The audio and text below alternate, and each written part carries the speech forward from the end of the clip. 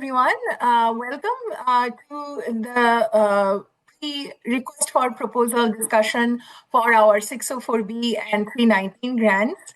And we will start with an overview of the watershed planning program. And I would like to request Richard to give you that overview. Richard?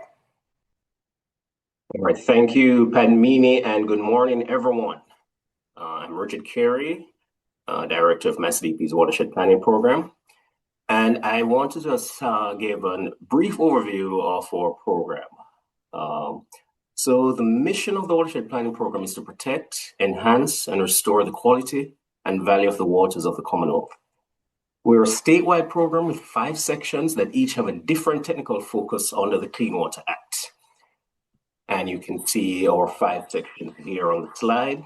So we have the surface water quality standards section, the water quality monitoring section, data management and water quality assessment section, total maximum daily load section, and the focus of our meeting today, the non-point source management section. And we work with other MassDEP programs and state environmental agencies to secure the environmental, recreational, and public health benefits of clean water for all people of the Commonwealth. So next slide, please.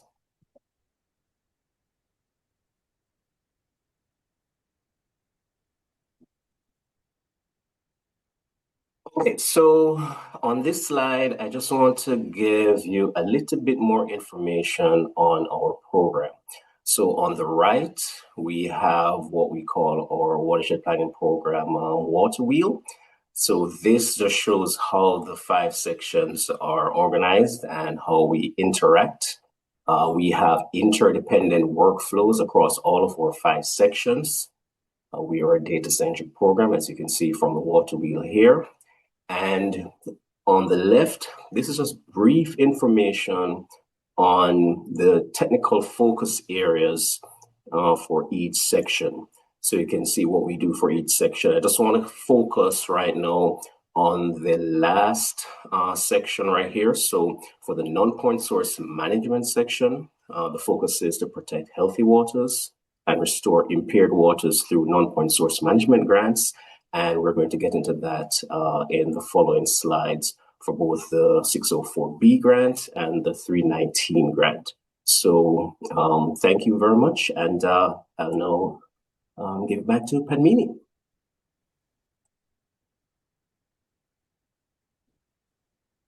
Okay. Hello, everyone. So thank you for joining the pre-RFP session today. And in this session, it is my pleasure to present a brief overview of our team, what we do, and some key information about the resources that we have that will help you to, just give me a second, I'm having some.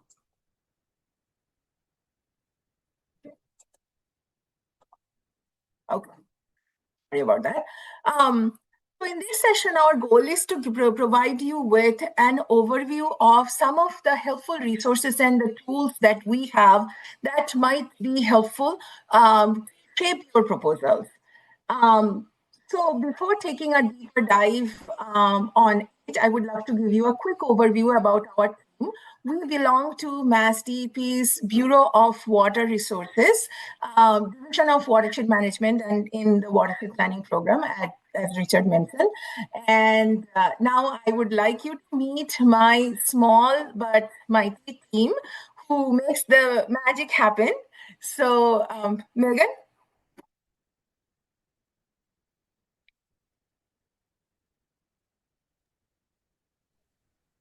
Good morning. I'm Megan Selby. I coordinate the 604B grant program.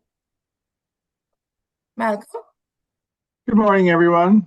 My name is Malcolm Harper, and I coordinate the 319 grant program. And you already met Judy. Judy? Good morning again, everyone. Judy Rondo, non-point source outreach coordinator. And we also are lucky to have 2 temporary staff at this point who is helping us in the non-point source management section. Do we have Annika? Yes, hi everyone. I'm Annika. I'm the intern this summer with the non-point source section. And Nicole, I know, is in the field. She is helping us in our water quality monitoring section as well as non-point source management section. And I would also like you to meet Dr. Robert Smith, who manages another grant program that is also part of the watershed planning program. Bob? Yeah, hi everybody. So my apologies, we lost internet here for a second. So I'm back on. If I missed anything specific, if I repeat it, but I'm the Water Quality Monitoring Grants Grant Administrator. I am the External Monitoring Data Coordinator in the Data Management and Water Quality Assessment section. The Water Quality Monitoring Grant Program is for water quality monitoring. The specific goals is to assist external partners with collecting external data that we can use for our water quality assessments for activities under the Clean Water Act. Thank you, everyone. So as Richard showed you, our water wheel, which is the functional a diagram that shows the functions of WPP's other sections. And WPP's other sections work is critical for identifying the non-point source impairment. What we do is that we restore and the impaired waters and protect the healthy waters. And we have a 5-year non-point source management plan that is approved by EPA. And this management plan includes our non-point source mitigation strategies.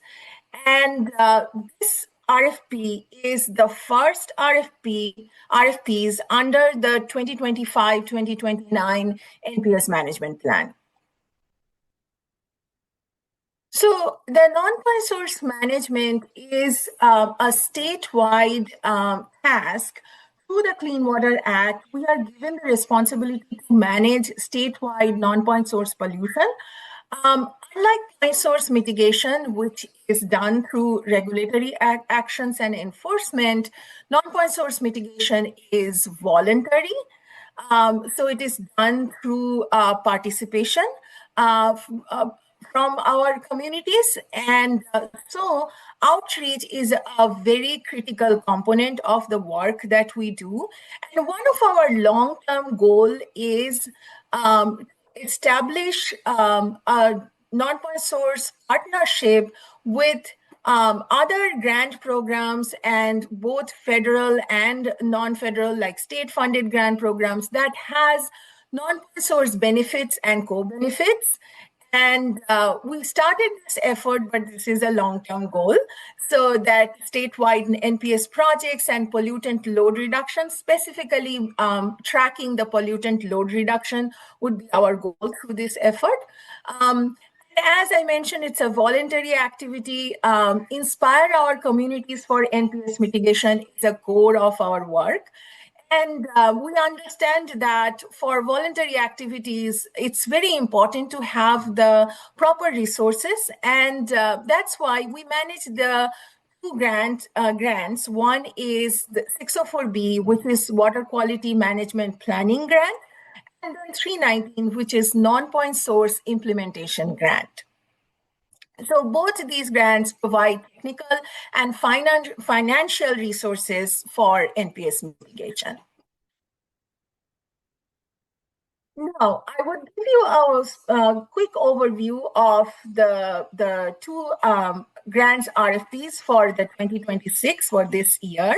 For 604B, the eligible entities are municipalities, regional planning agencies, tribes, conservation districts, council of government, counties, interstate agencies. So it's either governmental or quasi-governmental agencies. Please make sure that you note this, that the lead grantee of the 604B application has to be one of these.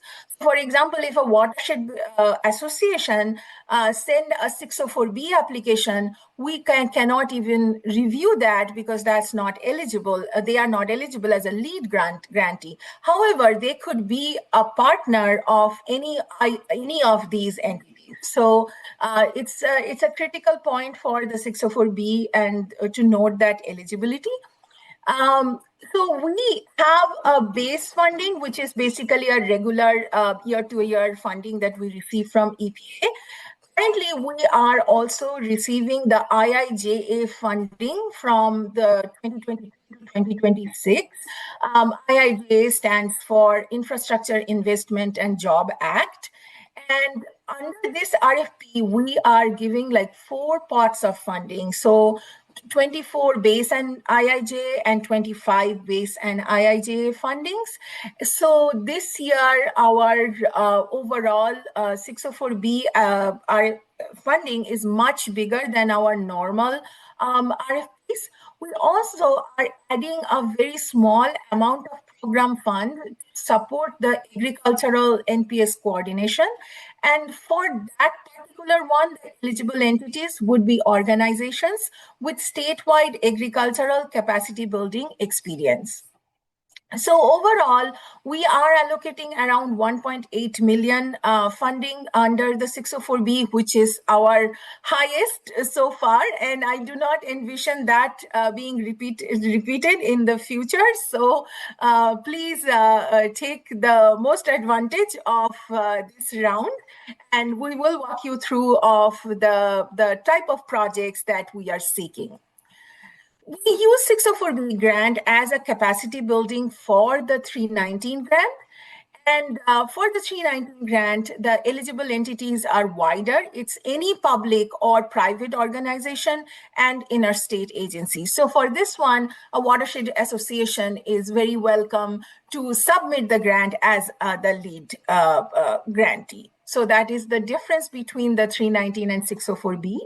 So this round, because we have a bigger 604B pot, we are going to use the entire 319 funding for implementation projects, and we are not going to have any non-implementation projects, which in the previous years we used a small part of program fund to support capacity building. So please note that this year the entire capacity building is going to be done through 604B funding. The implementation projects are implementation of best management practices. So we need to report the pollutant reduction loads for each of these projects to EPA. And that is a very important and probably the most important deliverables is the pollutant reduction loads. The implementation project is implementation of a MassDEP approved 9-element watershed-based plan. So your project has to be part of a MassDEP approved 9-element watershed-based plan. So this is a pre-requirement. If you do not have a MassDEP approved 9-element watershed-based plan, but you are close or you have other plan and you think you can quickly get your project into a plan and get it approved through us, you are welcome to submit a 319 proposal, but what we need to do is that we need to have your watershed-based plan done and approved before your contract starts. So just wanted to mention that. But those of you who has a MassDEP approved watershed-based plan, they are definitely going to get competitive advantage in the proposal review. So 3 types of projects under the implementation projects: restoration of impaired waters, protection of healthy waters, and restoration of nitrogen impacted coastal waters, which I will share a little bit more details later. And this time, it's all our project fund from our 2025 and 2026 319 allocation that we have received from EPA. It's close to 2.5 million. And 604B has no match. And as you may know, that's 319 has a 40% non-federal match requirement. And historically, we have been collecting that match project specific from each of the applicants.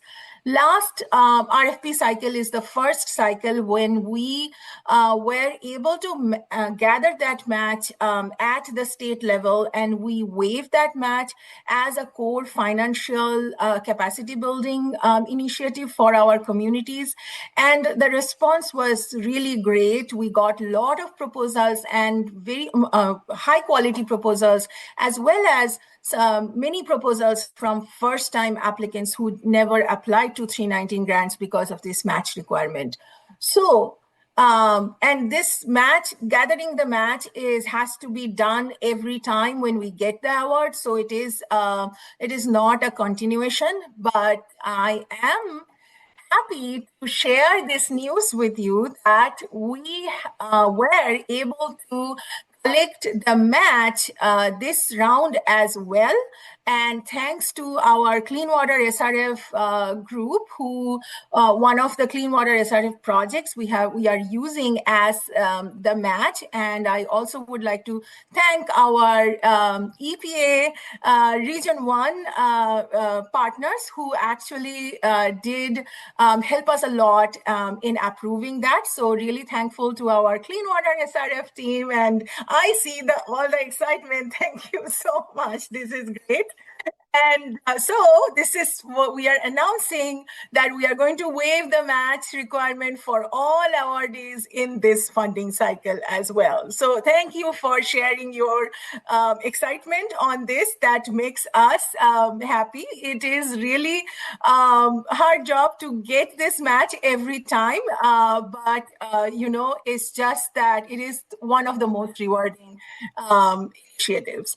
So as please note that this waiver is not going to continue. It will always depend on the funding availability and eligible project availability that can be considered as match.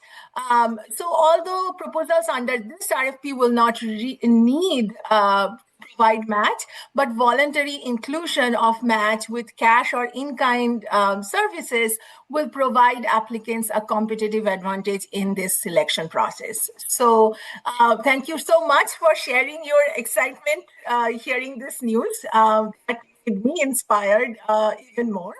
So, okay, with that happy note, I'm going to share a little bit about our current non-point source management plan, because if you align your proposal with the goals and focus of the non-point source management plan, then your proposal will receive the competitive advantage through the selection criteria.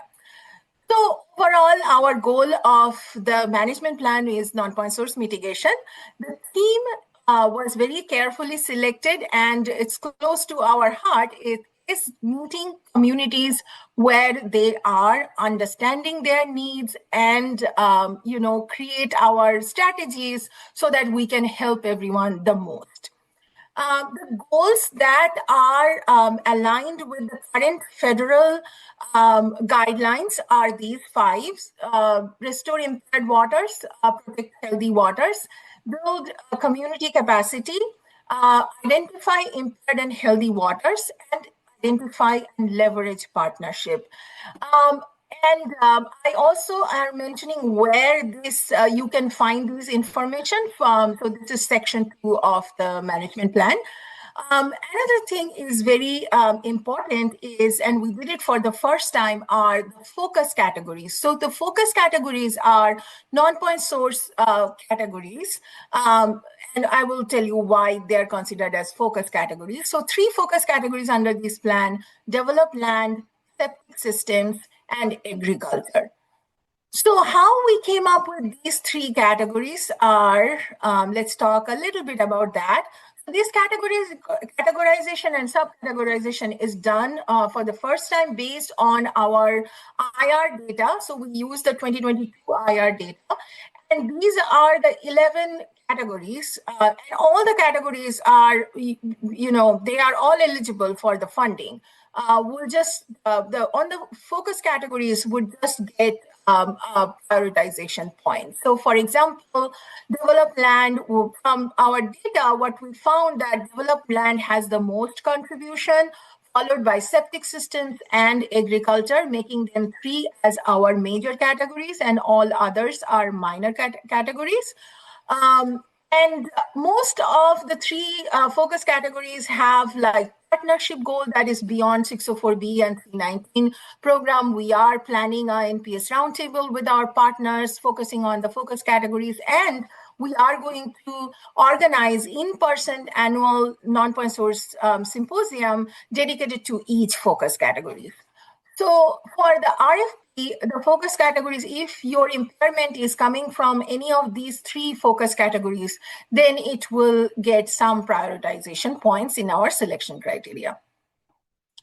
So similarly, with this geographical focus area that we named it as the nitrogen impacted coastal waters in our non-point source management plan, which includes the natural resource nitrogen sensitive area in the Cape Cod that is under the Title V regulation.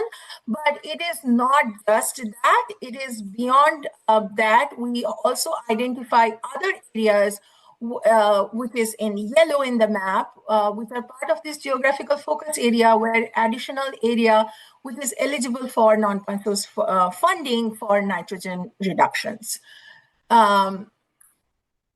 So let's talk about some of the highlights of the 2 RFPs. For 604B, the main prioritization is watershed-based planning. So development of MassDEP approved watershed-based plan is our priority under this RFP, and it could be done through different mechanisms for different waters, like impaired or healthy waters. Could be done through regional or state NPS coordinators program. And earlier it was run by 319 program funds. This year onwards, this is going to be 604B funded. Nitrogen impacted coastal waters, the planning component, as well as the NWQI waters. So all of these areas and waters, the watershed-based plans are going to receive priority. And active and comprehensive community engagement, which I am going to talk a little bit more later, is a central component of our proposal. So I would definitely encourage everyone to detail your active and comprehensive community engagement initiatives in your proposal. For 319, it's also a multi-year RFP, as we mentioned. We talked about the match.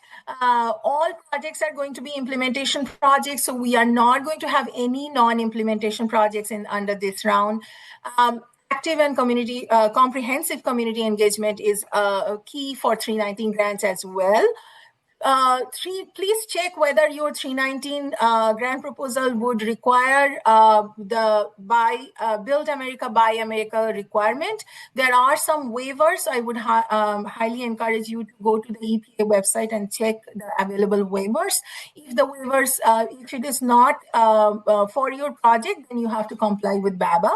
The RFP is much more streamlined this time. It is much more shorter because a lot of supplementary information that we have, we incorporated it into our web page, and they are linked into the RFP. So please make sure you go to the links and explore those links and see all the supplementary materials while you work on your proposal. The eligibility form, this is something that we incorporated last time, and this form has 10 points as you complete it. So last time we received 1 or 2 proposals which didn't do the eligibility form, and they lost the 10 points. So please make sure you do the eligibility form. It is basically a tool that will help you understand the complicated eligibility process of the 319. So please do that form. The form will guide you based on the project details that you enter in the form. And I would highly encourage you to use our capacity building tool for non-point source management that we develop, which is called Inspire. It's ideas for non-point source projects, information, resources, and examples. So this is a tool where you can find, it's like a one-stop shop where you can find all the GIS layers that might be helpful for you to develop your project. Not only that, it has all of our projects, past projects. You can find a summary of each of our projects that is completed. You can also find our completed watershed-based plan, and it will link. It will provide you a link to get to the whole plan as well. So there is a lot of help that the Inspire can do while you are working on your proposal. So we are highly encouraging you to use this tool. So in the management plan, we added more pollutants and traditional non-point source pollutants, which are our nutrients, pathogens, and sediments. And nutrients includes both nitrogen as well as phosphorus, and both are critical for us. So while we have like geographical focus area for nitrogen, does not mean that we will provide any less emphasis or any less support for phosphorus mitigation. You know, it is a very critical goal for us. So nutrients, nitrogen, phosphorus, pathogens, and sediments. And what we included is chloride, emerging contaminants like PFAS, microplastics, 6-ppd quinone, and pharmaceuticals and personal care products. And then there is other NPS pollutants are organized like it is shown here. And all of these can come from the 11 non-point source categories that we listed.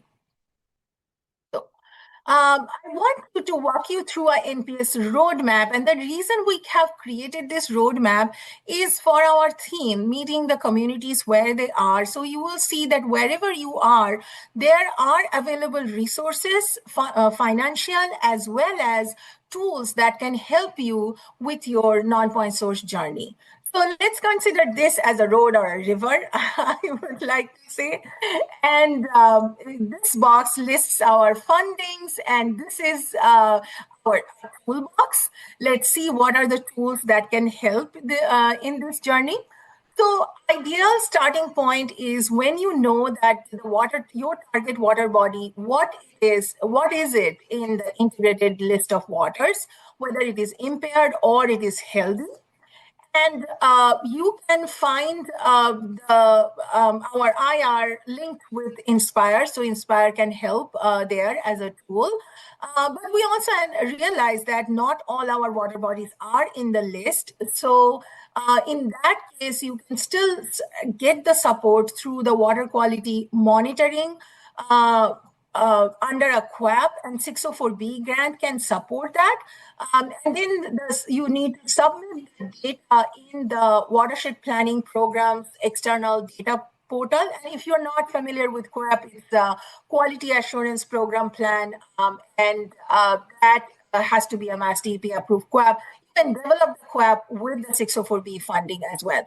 Now, once you submit the data, of course, it doesn't get into the integrated list right away. It has its time that we need to check the quality of the data. So, so that is a timely process, but it will, if everything meets the requirement, it will help in the integrated list development. So, if you know that whether your water is healthy, then healthy watershed protection planning is the next step. So for B can help. We have a watershed-based planning tool developed for developing watershed-based plans. Resiliency planning means like in high storm events, how your BMPs, what are the adaptive management for your BMPs? That's the resiliency planning. You can use the design standard and guidance provided by RMAT for that. And implementation of healthy watershed protection plan can be supported by 319. Waters. And also, like, other than Inspire, where you see all the project details, you can also we also have a tool called Mass Clean Water Toolkit, which has 126 BMP. So please use that tool for your planning. And that's how you are protecting the healthy water.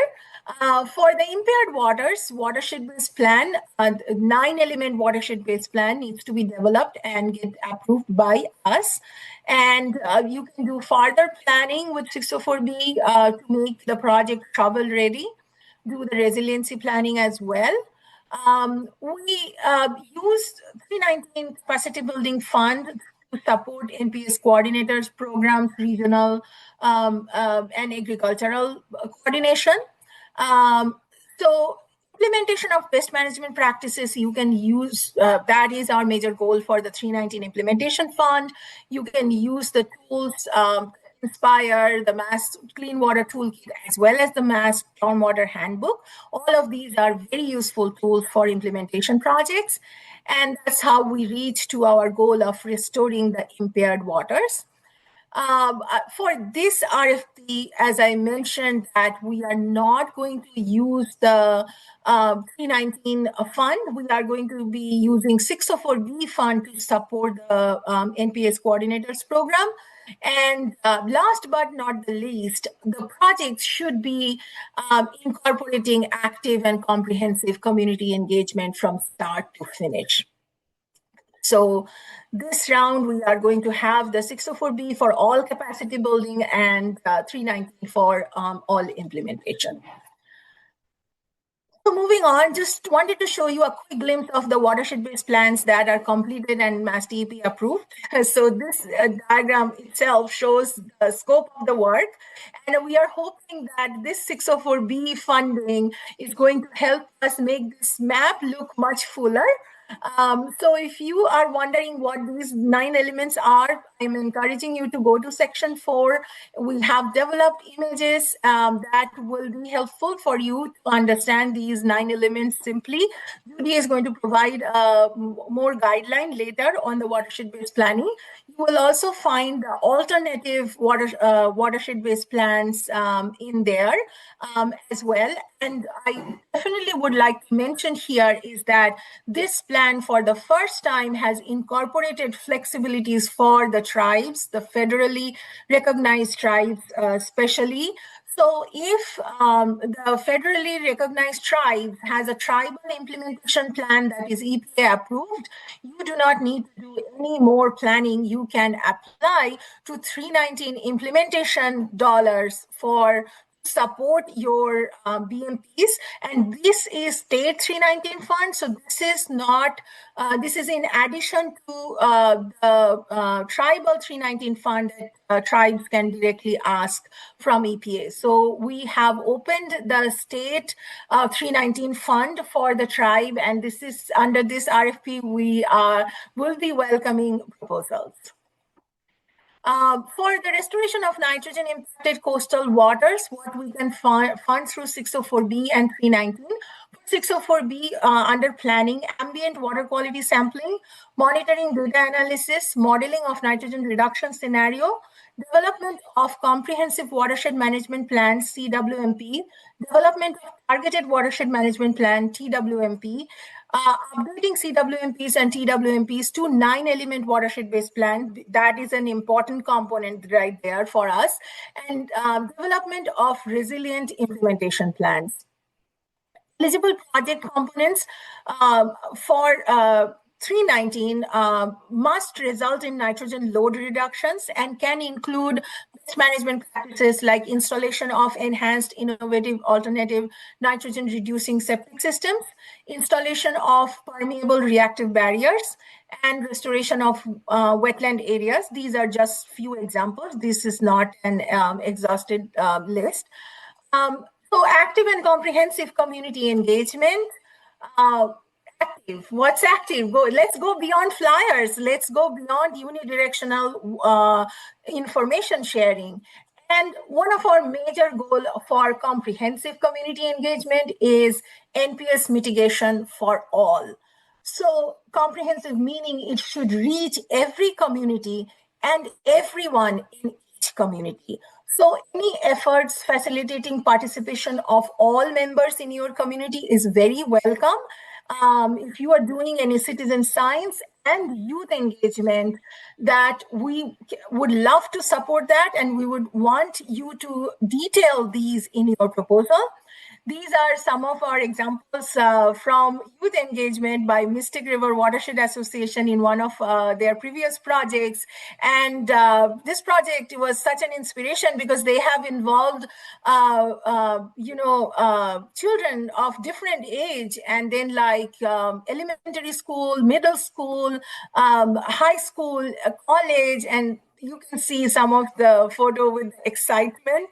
And we all know that they are they open the heart and the gate of the community, right? So the energy of these kind of projects are infectious. So any kind of youth engagement that you could think of through your NPS projects, we highly welcome that. So continuing with the NPS mitigation for all, we highly encourage you to use signages for all, signages that are relevant to your community. For example, in recently, City of Framingham, for their 319 projects, this is the signage that they have created with 3 languages that are relevant to their community.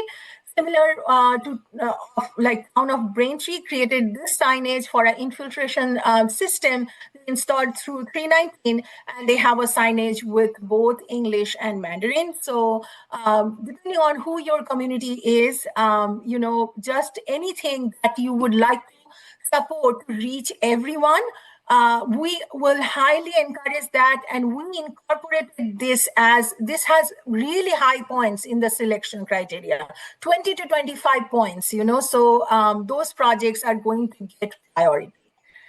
Okay, so with that, I would like to thank you with this very sweet, drawing signage that from the Mystic River project, drawing created by elementary school student. And see how simple the drawing is: a fish with algae where fish are sad, and then the clean water where the fish is happy. And I felt this is such an inspiration for us. It keeps us going on the tough days. And I know that you are doing so much wonderful work at your end, and we would love to support. Just tell us how we can support you. Thank you.